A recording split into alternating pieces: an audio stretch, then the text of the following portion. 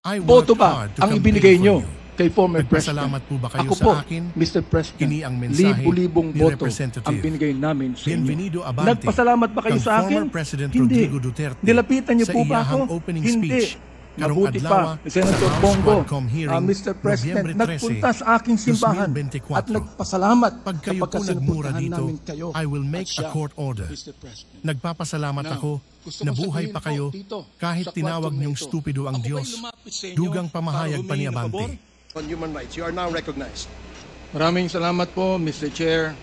Dahilan sa Tagalog po ang inyong opening remarks. Hayaan po niyo ko na mag-English naman. Sapagkat mayroong isang abogado dito, ininsulto ang isang member ng Quadcom na hindi raw marunong mag-English. Gusto ko pong sabihin sa abogadong yan na ako po ay marunong mag-English. Baka mas marunong pa ako sa kanya mag-English. Ito po ang opening remarks ko. Sa ating Senior Deputy Speaker, sa ating Deputy Speaker, sa aking mga co-chairs, ladies and gentlemen, colleagues, at mga kababayan, today marks a significant development in our ongoing inquiry. Gusto ko yung abogado natin na nang insulto dito sa isang member natin dito, makinig na mabuti at i-correct niya ang English ko kung kinakailangan. For the first time, former President Rodrigo Duterte will appear before this committee to answer questions posed by his members. I would like to begin by thanking him for his presence. Thank you, Mr. President, for coming here.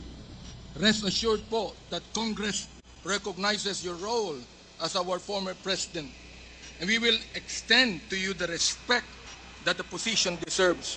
Maraming salamat po. Respect, but not deference, Mr. Chairman. However, my friends, colleagues, let me draw a clear line here. While we should be respectful, we cannot be differential. Mga kababayan, watching today with us, it is important to stress that respect and deference are two different things. It is vital that we, as representatives of the people, remember that distinction, because our ultimate allegiance is not to any one individual, no matter how high their office. We answer to a power greater than any president. We answer to the Filipino people and to God.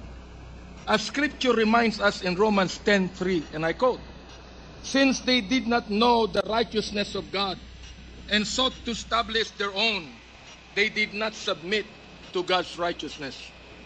Our fidelity belongs to the Lord alone. Our mission is to seek the truth, and we shall not be swayed from that path.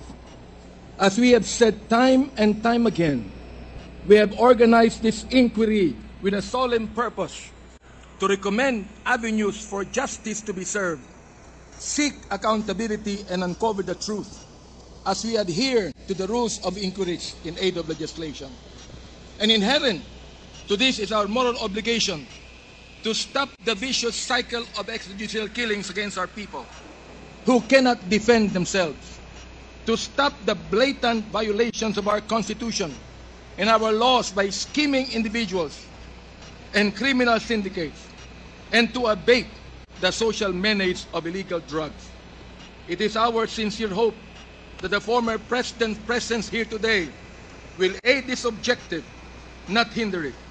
Today, we ask everyone here, including the former President, to speak openly and honestly, as this inquiry's goal is not to cast blame for its own sake, but to serve the cause of justice. Mr. Chairman, marahil po, hindi na ako nakikilala ng ating former President. Magpapakilala po muli ako. Mr. President, ako po si Bishop Benny Abante, ang Pangulo ng Bible Mode, Bible Believers League for Morality and Democracy, na mayroong 6,000 churches sa buong mundo. Kung naalala niyo, Mr. President, bago kayo tumakbo and you were still deciding to run, I was invited by a common friend to meet with you. And we did at the Fairmont Hotel in Makati. I hope that you would remember that. With me are two pastors. And we prayed together. I prayed for you, asking the Lord to give you the right decision to run for the presidency. I do not know you from Adam, Mr. President. But I believe in your cause. I believe in your plan. And because of this, Mr. President, I work hard to campaign for you. Many of the pastors of the Baptist community voted for you. Gusto ko pong marinig ito ng mga TDS trolls at TDS vloggers na tumitira sa amin at sinisira ang aking reputasyon. Gusto kong sabihin sa kanila, ilang boto ba ang ibinigay nyo kay former President? Ako po, Mr. President, libu-libong boto ang binigay namin sa inyo. Nagpasalamat ba kayo sa akin? Hindi. Nilapitan niyo po ba ako? Hindi. Mabuti pa, Senator Bongo, Mr. President, nagpunta sa aking simbahan at nagpasalamat sapagkat sinuportahan namin kayo at siya, Mr. President. Now, gusto kong sabihin po dito sa Quadcom na ito, ako ba'y lumapit sa inyo para humingi ng pabor? Hindi po. Ako ba'y lumapit sa inyo para magrekomenda ng justice, magrekomenda ng general, magrekomenda ng cabinet secretary? Hindi po. Hindi ako nagpunta ng Malacanang nung kayo nanunungkulan sa loob ng 6 na taon. Isang beses lang. Ako po ay nagsabi kay Senator Bongo, kung maaari na makapag-usap po tayo. Pumayag po siya. At nag-usap po tayo, if you would remember that, Mr. President. Nag-usap tayo confidentially. Ano pong ginawa ko? Binuksan ko po ang Biblia. Ipinakita ko sa inyo na walang ibang tagapagligtas kundi ang Panginoong Kristo. Ipinakita ko sa inyo ang maaaring magbago ng buhay natin, walang iba kundi ang ating Panginoon. Sinabi ko sa inyo ang nakalagay sa John 3:16, for God so loved the world, that He gave His only begotten Son, that whosoever believeth in Him should not perish, but have everlasting life. Binantayan ko ang inyong panunungkulan. Nakita ko na maganda ang plano nyo. Nakita ko po, Mr. Chair, na ayaw ng Pangulo na itong bansang Pilipinas mahulog sa kamay ng mga drug lords at drug traffickers. Maraming salamat po sa inyo. Nagsimula kayo ng war on drugs. Kami mga kapastoran, believe po sa inyo, sa inyong ginawa. Sabi nyo, 6 months lang, kaya nyong tapusin ang war on drugs na ito. Inabot po kayo ng 6 na taon. Hanggang ngayon, meron po tayong war on drugs. Hindi po namin nakalain, Mr. President, na sa war on drugs na yan, mamamatay ang more than 30,000, Mr. President. Hindi ko akalain na more than 7,000 na mga drug pushers ang mamamatay sa kamay ng mga kapulisan at sa kamay ng mga riding in tandem. At sinabi po ng ating ibang kapulisan, at gusto kong sabihin, hindi po lahat ng kapulisan, sapagkat ang karamihan po ng ating kapulisan mga mabuting tao at nais protektahan ang bansang ito. Pero ang ilang mga pulis pumatay po. At dito nag-testify ang ilan na mayroong reward system na inyong itinanggi nung kayo ay nag-testify under oath doon sa Senado. Ngayon po, bilang bishop po ng Bible Mode, hindi ko akalain na kinakailangan pumatay tayo na more than 30,000 people para masugpo po ang drug sa atin. Aba, Mr. Chair, talo pa natin ang Mexico. Sapagkat ng Mexico, nakita ko wala pang 10,000 namatay. Talo pa natin ng Colombia. Naging killing fields po ang Pilipinas nung panahon ninyo, nung kayo nanunungkulan. Naniniwala po kami na dapat hindi manatili ang drugs dito sa ating lipunan. Subalit, hindi po ako naniniwala na dapat tayong pumatay ng more than 30,000 people. Dahilan dito, pinatay si Kian Alejandro. Anong kasalanan niya? Pinatay ang isang 3-year-old na bata na nahagip ng stray bullet dahilan pumatay sa isang drug pusher. Pinatay ang 9-year-old na bata doon sa Caloocan, Mr. President, Mr. Chair. Ang kanyang bala ay nandun pa sa kanyang katawan nung siya'y nilibing. Subalit anong sabi ng funeral service? Siya po'y namatay dahil sa pneumonia. Pinatay po ang isang driver ng tricycle driver sapagkat sinakay niya ang isang drug pusher. Yung drug pusher pinatay. Pero yung driver ng tricycle, pinatay din, Mr. President. Hindi niyo po alam to. Hindi niyo po alam to. Ngayon, meron pa. Meron pong isa, dahil sa tokhang, kumatok sa isang pintuan, hinanap ang isang taong nangangalampilo na isang drug pusher. Hindi nakita. Pinatay. Yung pinagtanungan. Yung pilo, buhay pa, Mr. President, Mr. Chair.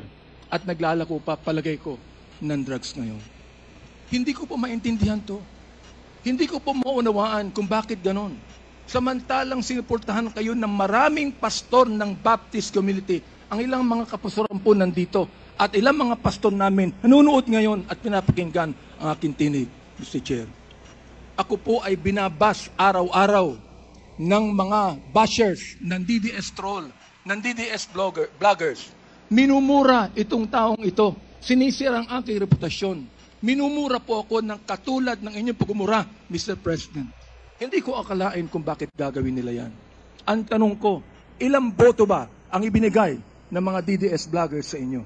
Gusto kong sabihin sa inyo, I can testify on this, na libu-libong boto ang nakuha nyo sa Baptist community at hindi ako humiling ng anumang pabor sa inyo, Mr. President. In fact, kung naalala nyo, Mr. President, sinabi ko kay Senator Bongo na nais kitang imbitahan sa aming selebrasyon ng National Baptist Day, Mr. President.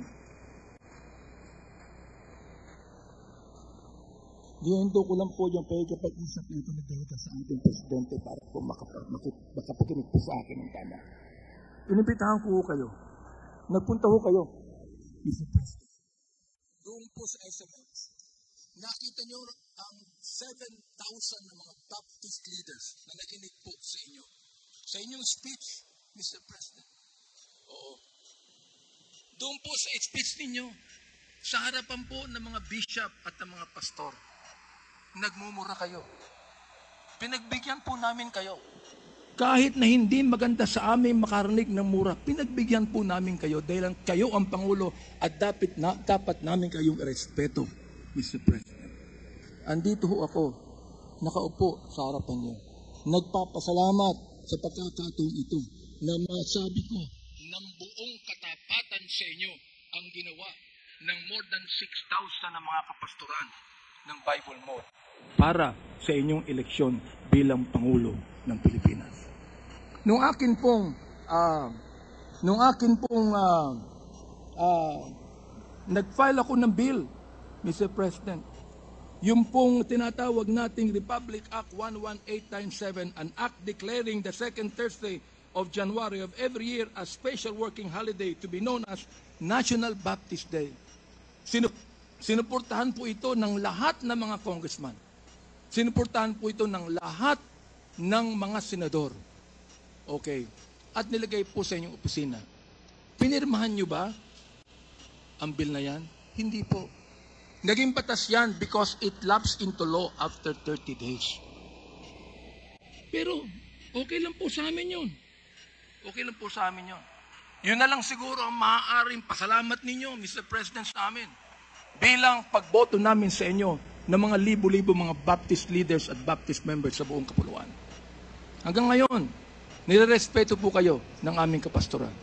Hanggang ngayon, pati yung kapastoran po namin sa Mindanao, ginagalang kayo. Marami kami pastor sa Davao na ginagalang po kayo. Bakit po? Sapagkat kayo ay naging Pangulo ng Pilipinas.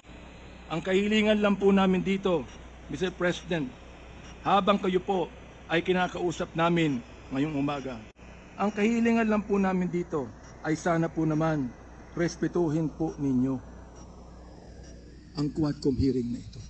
Sa pamamagitan ng hindi paggamit ng mga vulgar words, Mr. President. Sapagkat gusto kong sabihin sa inyo bilang warning na kapag kayo po ay nagmura sa Quadcom hearing na ito, I will make a point of order on you. Meron po akong batayan na batas sa tinatawag po nating disturbance of proceedings. Gusto kong basahin doon po sa Psalms 109, 17 to 18 and 28. Hindi ko alam kung naniniwala kayo sa Diyos. Hindi ko alam kung naniniwala kayo sa Biblia. Samantalang sa isang pagkakataon, tinawag niyo ang Diyos na stupid, Mr. President. Tinanggap po namin yan sapagkat kayo Pangulo. Oo. At nagpapasalamat ako. Hanggang ngayon po, buhay pa kayo. Kahit na po tinawag nyo ang Diyos na isang estupido, Diyos. Oo. Hindi ko alam kung katanggap-tanggap yan sa lahat na mga nakikinig sa akin ngayong umaga. Pero ito po, gusto kong basahin sa inyo bilang isa rin namang warning. Sa wikang Tagalog, babasahin ko. Sapagkat iniisip niya, ang manumpa, ang magsabi ng masama, kaya darating niyon sa kanya, sapagkat hindi siya nalugo sa pagpapala, kaya't malayo yakon sa kanya. Dahil binihisan niya ang sarili niya ng pagsabi ng masama o pagsumpa, na gano'n ng kanyang sariling damit, yao'y papasok sa kanyang kalooban na gaya ng tubig at gaya ng langis sa kanyang mga buto. Hayaang sumumpa sila. Hayaang sila ay magmura. Ngunit magpala ka. Ang kahilingan po namin ngayon, Mr. President, sana po, imbis na mura ang marinig namin sa inyo, sana po, bigyan nyo kami ng pagpapala sa Quadcom na ito. Sapagkat hindi personalidad ang tinutukoy namin dito. Ang tinutukoy po natin ito, issue na kinakailangan po natin tuldukan sapagkat ito po'y kailangan ng ating bayan. Kapag sila'y bumangon, sila'y mapapahiya, ngunit ang iyong lingkod ay magagalak. Yan po ang sinabi sa Salmo, Mr. Chair, Mr. President. Salamat po sapagkat hinayaan niyo ako na magsabi sa inyo ng buong katapatan na walang halong anumang pagkukunwari, Mr. President. Ginagalong ko pa rin po kayo. Hindi po dahilan ay kayo, kundi dahilan sa minsan naging Pangulo kayo ng Pilipinas. Kaya nga po ang aking opening remarks is what? Respect, not deference. We are not here to give you obeisance. We are not here to give you obedience. We are not here to submit to you. We are here as equal members of this House, Mr. President, Mr. Former President. You are now a private citizen. And I hope and pray that you would give us equal respect as we give you equal respect today. Maraming salamat po.